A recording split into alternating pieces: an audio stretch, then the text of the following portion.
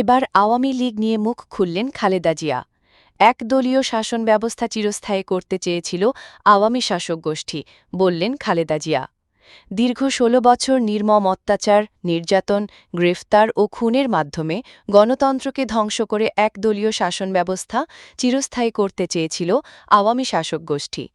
মঙ্গলবার ১ জুলাই গণ-অভ্যুত্থান শোক ও বিজয়ের বর্ষপূর্তি উপলক্ষে বাংলাদেশ চীন মৈত্রী সম্মেলন কেন্দ্রে আয়োজিত আলোচনা সভায় প্রধান অতিথির বক্তব্যে বিএনপি চেয়ারপারসন বেগম খালেদা জিয়া এ কথা বলেন। বিএনপি চেয়ারপারসন বলেন, ছাত্র জনতার সম্মিলিত অভ্যুত্থানের মধ্য দিয়ে ফ্যাসিবাদের পতন ঘটেছে, সুযোগ হয়েছে নতুন বাংলাদেশ গড়ার। এই আন্দোলনে যারা শহীদ হয়েছেন তাদের কি জানাচ্ছি আন্তরিক শ্রদ্ধা। তাদের এই আত্মত্যাগ জাতি চিরদিন মনে রাখবে। তিনি বলেন, যারা গুম, খুন ও বিচার বহির্ভূত হত্যার শিকার হয়েছেন তাদের তালিকা প্রস্তুত করতে হবে, পাশাপাশি তাদের দ্রুত বিচারের ব্যবস্থা ও রাষ্ট্রীয় স্বীকৃতি নিশ্চিত করতে হবে।